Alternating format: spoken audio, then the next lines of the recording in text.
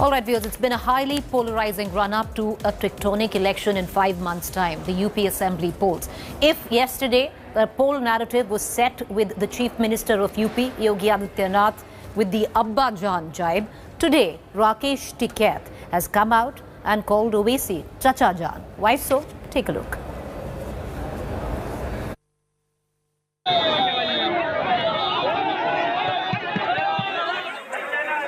With big hopes of a grand entry, Hyderabad MP Asaduddin Owaisi has been camping in poll-bound Uttar Pradesh, flexing muscle and gamely playing the field in India's most hotly contested battlefield. अगर मेरी बहन, मेरी माँ, मेरी बात को सुन रही है, तो कहेगी कि हाँ, ये बात सच है. And now, after UP Chief Minister Yogi's Abba Jaan comment sparked UP's state of war, Owaisi has been anointed with his own new name by another high-profile player in the state. Owaisi नाम का इनका चाचा जान है, BJP का चाचा जान, और आ चुका है उत्तर प्रदेश में. उसका सहारा लेंगे, उसको फुल आशीर्वाद है. वो गाली देगा, ये कोई मुकदमा दर्ज नहीं करेंगे. The insinuation couldn't be more direct. That's farm protest leader Rakesh Tikait saying Owaisi is basically hand in glove with the BJP and that the mutual BJP-Owaisi hostility is simply a fixed match to polarize and benefit both. Never one to let a juicy barb go unanswered, here's what Owaisi's party retorted with. 2017 का जो चुनाव था विधानसभा का और 2019 का, इसमें आप Bharatiya Janata party के लिए काम कर रहे थे और बीजेपी को जिता रहे थे, और पिछली सरकार को हरा रहे थे, बीजेपी को जिता रहे थे. 2022 के चुनाव में तय हो जाएगा कि राकेश टिकैत साहब बीजेपी की पिच पर बीजेपी के गेंद और बल्ले के साथ खेल रहे हैं. There are still 6 months to go for the UP elections, but campaign heat has already been cranked up high. BJP का चाचा जान आ चुका है उत्तर प्रदेश में. The Chacha Jaan bullet has been fired 2 days after Chief Minister Yogi Adityanath lit up the UP battlefield with his Abba Jaan comment. मिलना है ration. क्या ये राशन 2017 के पहले भी मिलता था? क्योंकि तब तो अब्बा जान कहने वाले राशन हजम कर जाते थे. Owaisi, remember, is no stranger to being accused of being the BJP's B team.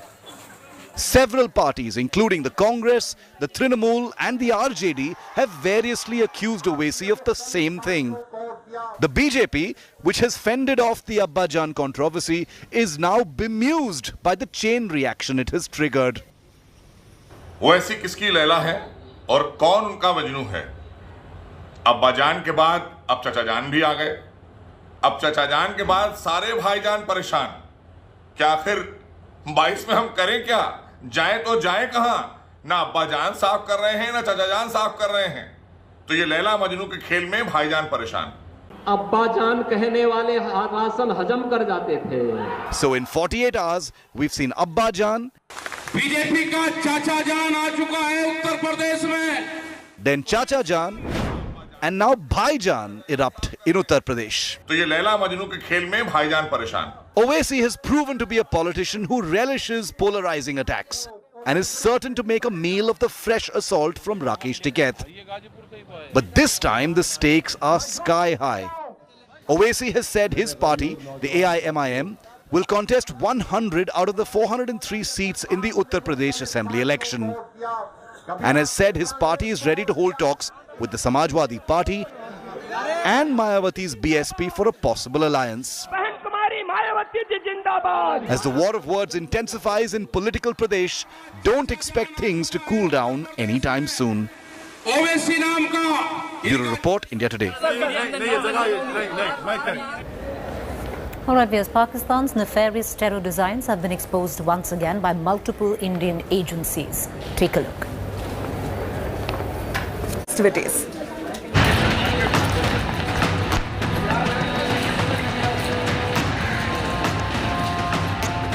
Big win for security agencies. Major Pakistan-sponsored terror plot busted. Planned attacks during Navratri and Ram Leela foiled. Delhi Police Special Cell, in a joint operation with the UP Anti-Terror Squad, arrested 6 suspects after raids across 3 states on Tuesday evening. While 3 were held from UP's Lucknow, Prayagraj and Raebareli, 2 were from Delhi and 1 from Rajasthan's Kota. All 6 terror accused were produced before a Delhi court on Wednesday and were sent to 14 days police custody. केंद्रीय agency से हमें एक input मिला था। भारत के कुछ प्रमुख शहरों में कुछ आतंकी घटनाएं करने की एक साजिश हो रही है, जो कि बॉर्डर के उस पार से है। इसमें एक जब ह्यूमन और टेक्निकल इनपुट्स को एनालाइज किया गया तो देखा कि ये तो कई स्टेट्स में फैला हुआ एक काफ़ी बड़ा नेटवर्क है। The UP ATS, which helped in the anti-terror raid, says that the terror module was planning major attacks in Maharashtra, Delhi and UP. We got pinpoint information about the area where particular IED was located. They are basically operatives of ISI and other terror outfits. They were planning to have serial blast at various places, and probably they were planning for Delhi, Uttar Pradesh, many more cities. According to the Delhi police, 2 of the arrested terror suspects, Osama and Zishan, received terror training in Pakistan's Gwadar port. A stunning Dawood Company or D Company link to the terror plot has also emerged. According to the Delhi police, the entire conspiracy was hatched by the Pakistan-based brother of Dawood Ibrahim, Anis, who collaborated with the Pakistan ISI to plot a series of IED blasts during India's upcoming festive season. The police have also unearthed the role of the Pakistan ISI in training terror recruits to launch attacks on Indian soil. Training the terror recruits in bomb making and firing Kalashnikov rifles. The family members of the arrested accused, however, claim they are innocent. Delhi police से request है कि अपनी जांच पहले जल्दी मुकम्मल करें और जल्द से जल्द हमारे भाई को रिहा करें। सऊदी अरब गए थे फैमिली के साथ, उसके बाद 2013 में हम लोग वहां से वापस आ गए और उसके बाद से हम लोगों ने सहारनपुर में तालीम हासिल की और उसके बाद कभी भी मुल्क से बाहर नहीं गए।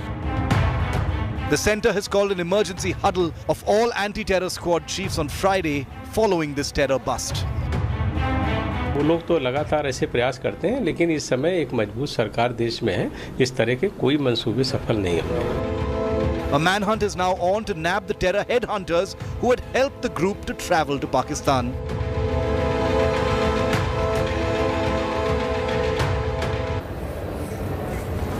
All right, viewers, cutting across now to Uttar Pradesh. It's yesterday, in fact, marked 1 full year of the gruesome Hatra incident which had taken place in Uttar Pradesh, where a 19-year-old Dalit girl was allegedly raped and murdered by 4 men of an upper caste village. Days later, her body was forcibly cremated in the dead of night. India Today went in for a ground check, cooped in their home in Bulgari village. This family's anxiety and fear has not gone away. There are security men guarding their home and CCTV cameras are all around, but they still do not feel safe. The families of the accused live in the same village, a constant reminder of the brutal crime. 3 months after the victim's death, the CBI filed its charge sheet on December 18th, charging the 4 men of gang rape, murder, accusing the UP police of negligence, since the case has been dragging on. हम लोग का रहना ठीक नहीं है, क्योंकि यहाँ का माहौल तो गर्मा गर्म है। अब एक बेटी को तो खो दिया है, कहीं ये लोग दूसरे पे निगाह नहीं रखें, तो इस वजह से हम लोगों को यहाँ से रहना ठीक नहीं है। तो जब सुरक्षा हटेगी तो आप सोचेंगे यहाँ से जाने का? हाँ, देखेंगे कहीं दूसरी जगह। और हमें तो यही यहाँ, चूँकि हमें तो यहाँ डर ही लगा रहता है, क्योंकि ये लोग तो पूरा यहाँ का पूरा संगठन है। यहाँ तो हम लोग 2-3 घर हैं, ज़्यादा लोग भी नहीं हैं यहाँ पे। All right, viewers, the Battle of Bhabanipur, West Bengal, is right now on heat. The latest is that Mamata Banerjee is now trying to look at votes which are not Bengali. She visited a gurudwara today, but so did her rival, at least to the seat of Bhabanipur, Priyanka Tibrewal from the BJP. Fighting to stay as Bengal's chief minister, Mamata Banerjee's campaign stopped today at a gurudwara. hours after her BJP challenger Priyanka Tibrewal visited the same place of worship. Mamata's visit to the gurudwara comes a day after she tweeted in Hindi for Hindi Divas, a move that sparked its own controversy. After the Trinamool Congress's aggressive campaign, riding on Bengali pride and targeting BJP leadership as outsiders during the assembly polls, Mamata Banerjee's latest tweet on Hindi Divas invited sharp criticism from her very own fan base. Accused repeatedly of appeasement and identity politics, Mamata's campaign is a recognition of how much Bhawanipur has changed in the last few years. One of Kolkata's oldest localities, Bhawanipur has a substantial non-Bengali vote base with a mixed demography of Gujarati, Marwari and Punjabi-speaking voters, apart from middle-class Bengalis. अब जब कवि गुरु रविंद्रनाथ ठाकुर ने national anthem लिखा था तो उन्होंने शुरू किया था पंजाब से। पंजाब सिंधु गुजरात मराठा द्राविड़ उत्कल बंगो, पंजाब से शुरू करके बंगाल ने आके खत्म किया था। इसी के लिए अगर पंजाब बंगाल नहीं रहता तो आजादी का इतना लड़ाई में भाग लेने के लिए इतना हिम्मत किसी का नहीं था। The BJP had warned Mamata Banerjee over her decision to contest from Nandigram instead of Bhawanipur in the assembly election earlier this year, saying that her insider-outsider campaign could have alienated the large non-Bengali population in her constituency. So Bhawanipur is now framed as a battle between Ma Mati Manus versus Marwadi. Apart from several other factors, Priyanka Tibrewal's Marwadi identity is perhaps one of the reasons why the BJP has chosen to field her against the Bengal Chief Minister in this prestige battle. I do not look at it like going to a mandir, going to a masjid or going to a gurudwara for votes. No, it has to be within you. I am a Hindu in all beliefs and I believe that a gurudwara, a mandir or whatsoever it may be, it is all. God is present everywhere. Now it is about those people who only choose to visit the gurudwaras and the mandirs during election and not otherwise. With only 2 weeks left for the make or break by-poll in Bhawanipur, temperatures are up. And for Mamata, it's personal. Not only did she win this seat twice before, first in 2011 and again in 2016, after her defeat in Nandigram earlier this year, Bhawanipur is a seat she needs to win to stay on as Chief Minister. With Prema Rajaram and Indrajit Kundu in Kolkata, Bureau Report, India Today.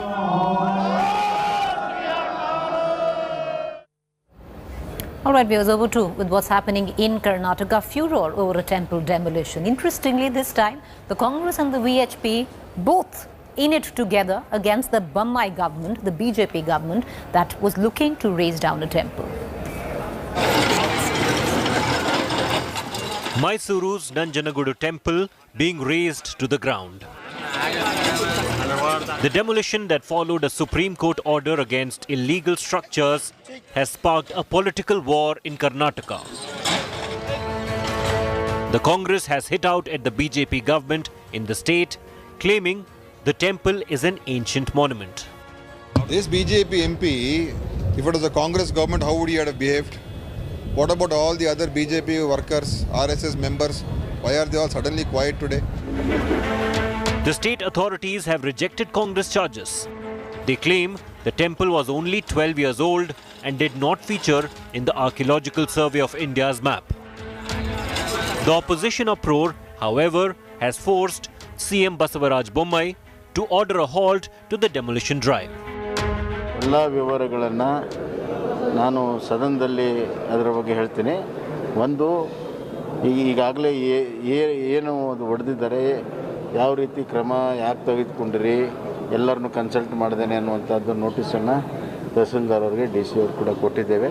ಇಡೀ ಕರ್ನಾಟಕದಲ್ಲಿ ದೇವಸ್ಥಾನಗಳ ಬಗ್ಗೆ ಯಾವುದೇ ರೀತಿಯ ಅವಸರದ ಕ್ರಮ, ತುರ್ತು ಕ್ರಮ ತೆಗೆದುಕೊಂಡು ಹೊಡೆಯುವಂಥ ಕೆಲಸ ಮಾಡಬಾರ್ದು. ಸುಪ್ರೀಂ ಕೋರ್ಟ್ ಆರ್ಡರ್ನ ಸಮಗ್ರವಾಗಿ ನಾವು ಅಧ್ಯಯನ ಮಾಡಿ ಸ್ಪೆಸಿಫಿಕ್ ಡೈರೆಕ್ಷನ್ಸನ್ನು ನಾವು ಇಶ್ಯೂ ಮಾಡ್ತೀವಿ. There is anger within the Sangh Parivar over the Mysuru temple demolition. The Vishwa Hindu Parishad held street protests against the government's drive. ಏನು ಸುಪ್ರೀಂ ಕೋರ್ಟ್ ಆರ್ಡರ್ ಇದೆ ಅದರಲ್ಲಿ ಸ್ಪಷ್ಟತೆ ಇದೆ. ಮೊದಲನೇದಾಗಿ ಯಾವ್ಯಾವ ಸಾರ್ವಜನಿಕ ಸ್ಥಳದಲ್ಲಿ ಏನು ದೇವಸ್ಥಾನ ಇದೆ ಅದನ್ನ ಮೊದಲು ರೆಗ್ಯುಲರೈಸ್ಗೊಳಿಸಲಿಕ್ಕಿರುವಂತಹ ಊರ್ಜಿತಗೊಳಿಸಲಿಕ್ಕುವಂತಹ ಒಂದು ವ್ಯವಸ್ಥೆಯನ್ನ ಮಾಡಬೇಕು. ಅದಕ್ಕೆ ಸಂಬಂಧಪಟ್ಟಂತಹ ಕ್ರಮ ತಗೊಳ್ಬೇಕು. ತದನಂತರದಲ್ಲಿ ಅದಾಗೋದಿಲ್ಲ ಅಂದ್ರೆ ಅದನ್ನ ಸ್ಥಳಾಂತರ ಮಾಡಲಿಕ್ಕಿರುವಂತಹ ಒಂದು ಕ್ರಮ ತಗೊಳ್ಬೇಕು. The feud started with the Supreme Court's direction to the Karnataka government to remove illegal religious structures.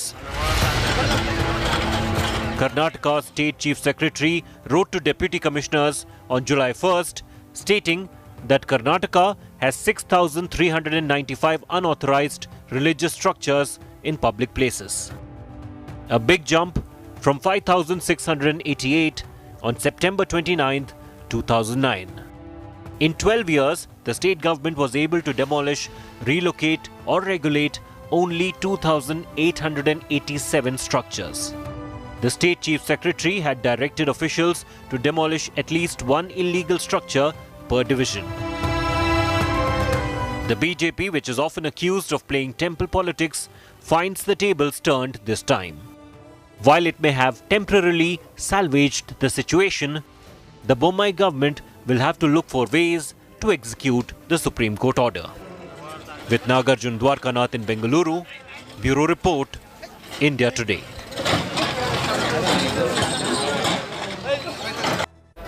Welcome back. You're watching a fact-check segment where we bust certain claims masquerading to be facts on social media platforms and WhatsApp groups. There is a claim floating about suggesting that a temple has been demolished in Tamil Nadu. Well, the fact check on that, viewers, the viral image is of the Mahadevamma temple in Karnataka, nothing to do with the state of Tamil Nadu. With that fact check, time for us to go into a quick break. To stay with me, up next is To The Point.